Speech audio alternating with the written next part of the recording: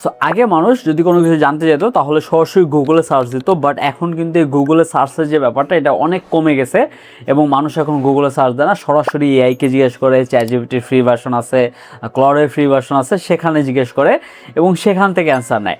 তাহলে সবার প্রথমে একটা কোশ্চেন থাকে যে এসইও কি ডেড কিনা বা শেষ কিনা, এইটারই অ্যান্সার দেবো এখন। সো এসইওটা অলমোস্ট যে ওয়েতে মানুষ আগে প্র্যাকটিস করতো, আজকে থেকে 10 বছর 15 বছর আগে থেকে যেভাবে মানুষ প্র্যাকটিস করে আসছে এসইও এবং যে ওয়েতে করতেছে সেইটা টোটালি চেঞ্জ হয়ে গেছে। এখন যদি কেউ সেই আগের নিয়মে এসইও করতে যায় তাহলে তার কোনো লাভ নাই এবং তার ওটাতে তেমন কোনো ফায়দা হবে না।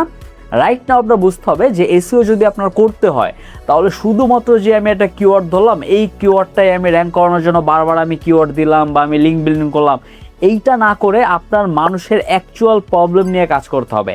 এখন যদি কোনো একটা ক্লায়েন্টের বা যদি কোনো একটা মানুষের যে কোনো একটা প্রবলেম নিয়ে দেন ওইটার যদি আপনি সমাধান দিতে পারেন, তাহলে দেখবেন যে চ্যাটজিপিটিতে এসেও যদি কেউ সার্চ করে যে আমার এই প্রবলেমটা হয়েছে, এইটার সমাধান আমি কীভাবে পাবো, আমি কোথা থেকে পাইতে পারি, দেন চ্যাটজিপিটি নিজে আপনাকে সাজেস্ট করবে যে ওই লিঙ্কটা, যদি আপনি মানুষের প্রবলেম নিয়ে কাজ করেন।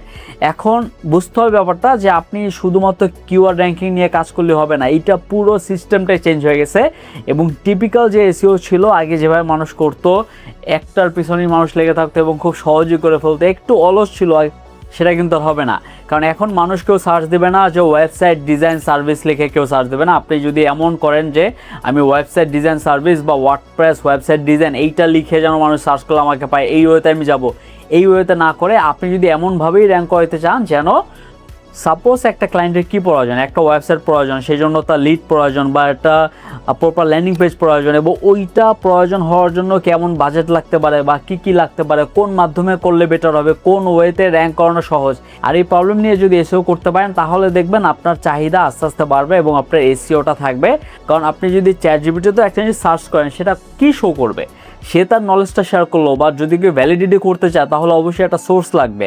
কারণ চ্যাটজিপিটি নিজে কিন্তু বানিয়ে বানিয়ে বলতেছে না, চ্যাটজিপিটিও গুগল থেকে রেজাল্ট নিয়ে দেন তার মতো করে মডিফাই করে বলতেছে।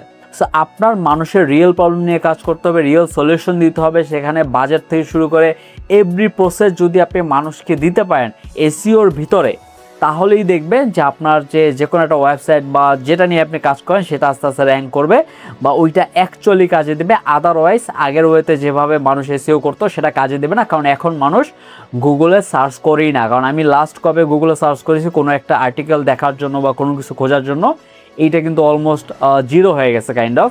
আমি লাস্ট কবে করছি আমার নিজেরও মনে নেই। সো যারাই এখন এআই ইউজ করতেছে তারাও সেম ওয়েতে যাবে। সো আপনার অবশ্যই স্মার্ট হইতে হবে যদি আপনি এসইও নিয়ে কাজ করতে চান, এবং যদি মনে করেন যে না আমি এখন থেকে শুরু করতে চাই, তাহলে এসইও নিয়ে কাজ করার থেকে অন্য আরও অনেক সেক্টর আছে যেটা নিয়ে আপনি কাজ করতে পারেন। It's your call by the way, যে সে আগের ওয়েতে আপনি এসইও এখন করতে পারবেন না।